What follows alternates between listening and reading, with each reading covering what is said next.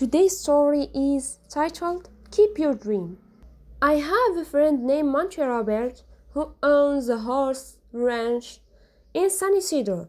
He has let me use his horse to put on fundraising events to raise money for youth at-risk programs. The last time I was there, he introduced me by saying, "I want to tell you why I let Jack use my horse.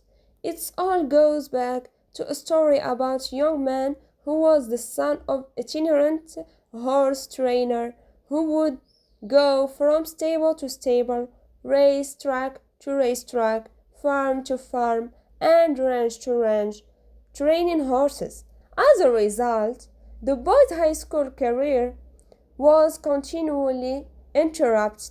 When he was a senior, he was asked to write a paper about what he wanted to be and do when he grew up. That night, he wrote a 7-page paper describing his goal of someday owning a horse ranch. He wrote about his dream in great detail, and he even drew a diagram of 200-acre ranch showing the location of all the buildings, the stables, and the track. Then he drew a detailed floor plan for a 4,000 square foot horse that would sit on a 200-acre dream ranch.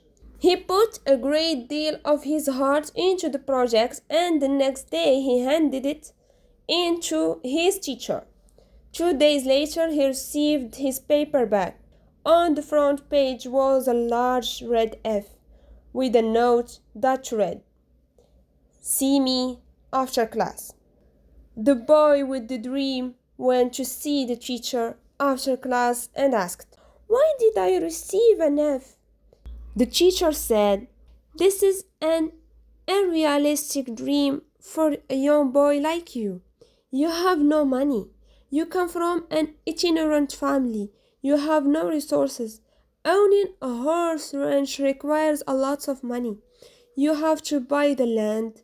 You have to pay for the original breeding stock, and later you'll have to pay large stud fees. There is no way you could ever do it." Then the teacher added, "If you will write this paper with a more realistic goal, I will reconsider your grade." The boy went home and thought about it long and hard. He asked his father what he should do. His father said, "Look, son, you have to make up your own mind on this.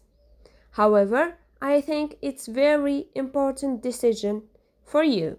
Finally, after sitting with it for a week, the boy turned in the same paper, making no changes at all.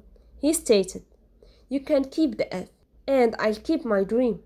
Monty then turned to the assembled group and said, "I tell you this story because you are sitting in my 4,000 square foot house in the middle of my 200-acre horse ranch.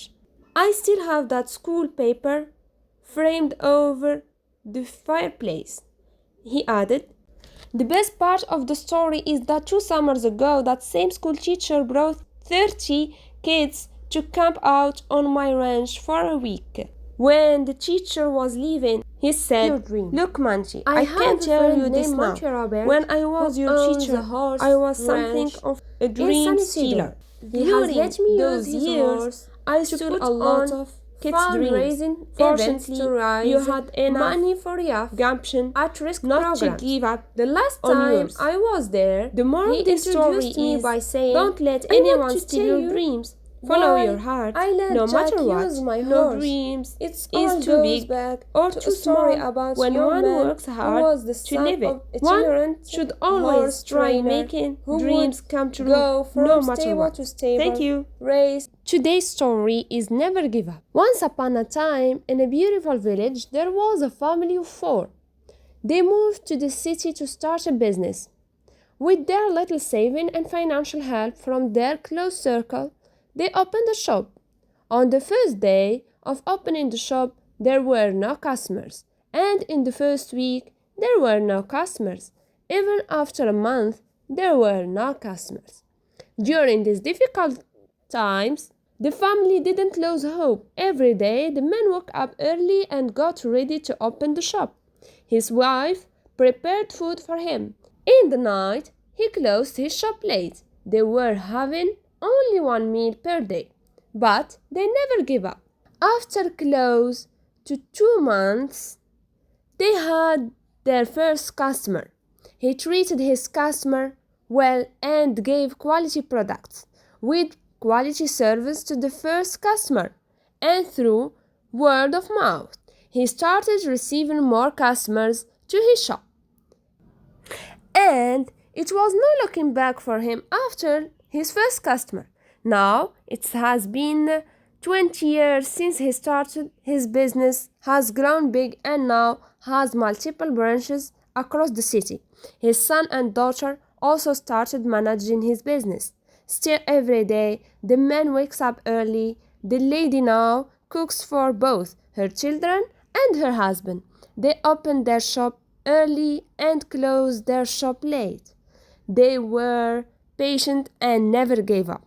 The moral of this story is time can test our patience, though we should never let ourselves down.